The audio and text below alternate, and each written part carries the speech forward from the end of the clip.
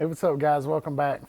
Sorry for the long wait it's been, but we've been pretty busy with life.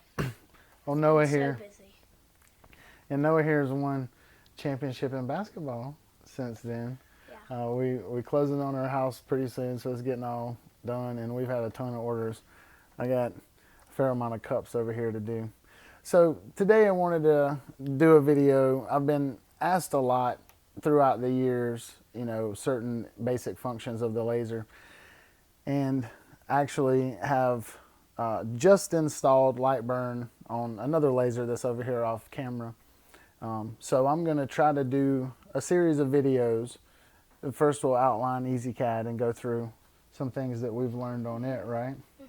And then we'll switch and transition right over into Lightburn for a new series and try to cover the same thing, but just put a new spin on it with the new software.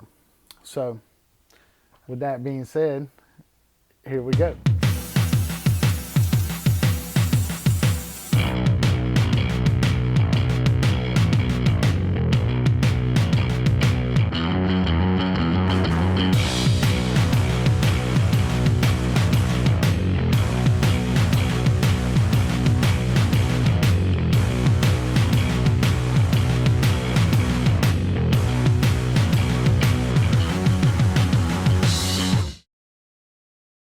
Hello guys, so remember when we said that we're going to be giving away the 30-watt fiber laser? Well, here it is. Bingo. There it is. Opened it up and checked everything out. It's all in there. We actually have a special paint scheme going on to that bad boy. So it'll be a little bit different than most everybody else's, but this website you go to is Die2DIY, and you get entered to win a sweepstakes, upon the purchase. And there's no purchase necessary. There's ways to enter this without buying a t-shirt. But cool stuff. It fits great. They feel good. So that's how you win this. We are giving it away. Go to die2diy.com. Get all the details on it. In this first video, we'll go over a few things pertinent to the hatch and what it does in relationship with the pins. In Ezcad, that's how you make it work, right? What's the hatch? I'm Mr. Handyman. It is your handyman. The hatch is your handyman because I call the pins your toolbox. Your toolbox being how you assign the pins to do what it does. The handyman is how it uses. Yeah, so a coin like this, it goes through the lines. Right. I wanted to cover some just basic functions of the software. If you see on the screen, there's lots of things down through here, and I want to just go over them real quick, what these are. But this is a Microsoft program, just like most every Microsoft program. All of these drill down menus do something. But most every one of the words up here that you see is also a picture on the screen here. Now, not all the pictures are words, and not all the words are pictures, right? But for the most part, they're all up there, and you can see. It's very intimidating to look at, but this is new Open Save that deals with Ezcad files only, so you can't open a vector from here. But cut, copy, paste, undo, redo. These are combine, uncombine, group, and ungroup, and this is hatch. That's what we're going to talk about today, is the candy striped H, which is your shortcut Control H, and it brings up your hatch menu. Noah, what is the hatch? It's your handyman. It's your handyman. I do call it your handyman for one reason, and we'll get to it. What does the hatch actually do? It fills in between the lines. It does fill in between the lines. That's another question that I get constantly asked, and even on the forums, there's lots of people that say, how do you invert something? Well, being that the laser operates from line to line, you invert it by either adding a line or taking a line away. It's just that simple. And the distance in which you use that line, that's going to determine, how much a shadow you have around it, right? So if we click OK, well, you can see on the screen that now the lines in between these two lines are filled in. And so it comes to this line here and turns on, and then it comes to this line and cuts off. and travels all the way over here to this line. And what's it do? It fills up. Yeah, it turns on and goes to this line, and then it cuts off. So you see how it looks here, right? If we do our Control H again. Well, if we wanted to change that, we could just put another square around it like that. Hit our space bar to toggle in between. We can undo the hatch here, come right up here and hit our select all, group them together and hatch that. And now it's the opposite. What was filled in is now not filled in anymore, right? And so that's how we inverted it.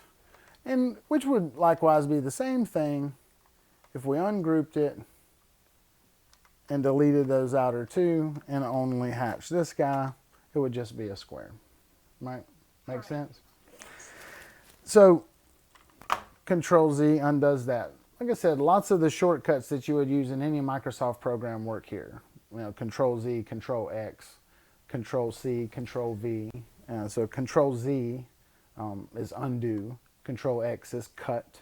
Control C is copy. Control V is paste. Control H. Control H is hatch. That's right. And you can also import a vector file with Control B, Bravo. So if I hit Control B, you'll see that I have this Bengal tiger artwork that I can import. And if we Control H and hatch it, then this is pretty cool. And so you can import bitmaps with Control M, Control Mic. So do you have any questions about the hatch? Nope. No? You got it though, don't you? Yeah, I think so. The hatch, the reason I call the hatch the handyman is because of the pins. The pins over here, you'll see that there are 256 pins. They go way down, 256 pins. It goes 0 through 255. And 0 is a something in Ezcad. 0 is actually 1. But 0 through 16 are color-coded. These colors really don't mean anything other than, and at 16, or excuse me, 0 through 15, apologies, for 16 pins, they're all different colors. And these colors don't really mean anything other than it's a way to kind of signify a different layer, so to speak. The pins are relatively useless without the hatch. That's why I call your hatch the handyman, is because our pins are like the toolbox. And we set our toolbox however we want to. In a previous video, I outlined a method called hammer, shovel, sweep.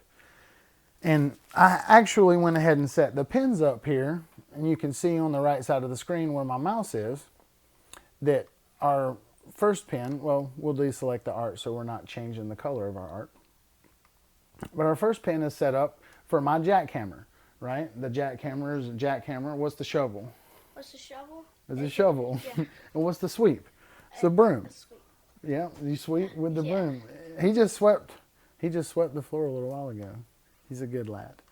So we got pin 0 here set up as our jackhammer, which is our lowest speed and our highest power. And we left frequency alone here just because it's a little bit easier to explain this process, just leaving that alone. Frequency is very important. But for educational purposes, we're just going to leave it alone. But these pins, we have pin 1 now. This is the one that represents our shovel.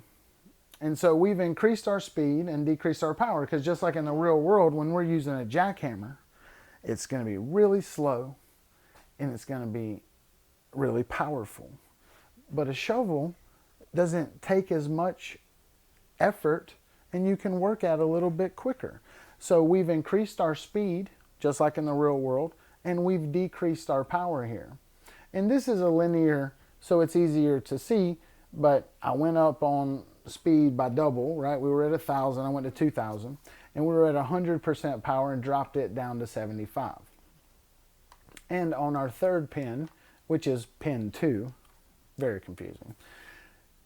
We have a speed of 3,000 and a power of 50. So once again, I increased my speed up another 1,000, and this represents our broom. Just like in the real world, you can sweep really fast and it doesn't take a lot of effort. The purpose of the hammer, shovel, and sweep is you are cleaning up the previous pass before you do the next pass, because you'll only end up as good as you start. So that's very important to hammer, shovel, sweep, and repeat. Hammer, shovel, sweep, hammer, shovel, sweep, hammer, shovel, sweep. We should make a jig. Hammer, shovel, sweep. So the pins are assigned to the hatch, and that is how you execute that. And just real quick, I'll show you how we assign it to the hatch. And everything being everything, pin number 0 would here, and if hatch 2 was enabled, pin number 1 would be assigned here, and we would have our line spaces match, and pin number 2 would be here, and we would have our line spaces match. And so this is kind of how you would set up our jackhammer on the hatch for 1 using pin 0, our shovel on hatch 2 using pin 1, and our third hatch using pin 2 representing our sweep. How about we assign the pins to the hatch? That's a good idea. That's actually how you get the work done. So we'll come up here to the hatch. I already got it kind of done so we can do it kind of fast. But we've assigned pin 0 here to hatch 1. And we've assigned pin 1 to hatch 2. And we've assigned pin 2 to hatch 3. And that is kind of how we would assign our hammer, shovel, sweep. And in order for it to repeat over and over and over, we would just come down here and we would put some number in here, like 60. We wanted to do 60 passes, and then we would just hit go, and it would hammer, shovel, sweep, 60 times in a row, and that's kind of how you get good results. Pretty much any number. You could, yeah, how many ever passes you want to do? Yeah, 60, 50, 40. Whatever, right? Yeah. You know what time it is, right? It's dad joke time. That's right. Favorite part.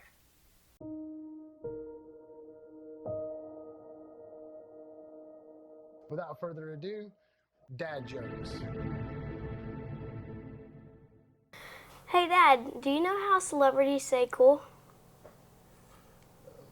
In a big house with air conditioning? No, they've got mini fans. Mini fans? They got little fans? Yeah. Ooh, it sure is hot in the south. Guys, thanks for watching. Go check out this shirt. They're amazing. I love it. Actually, I'll probably wear this one for our next video. But remember the die to DIY.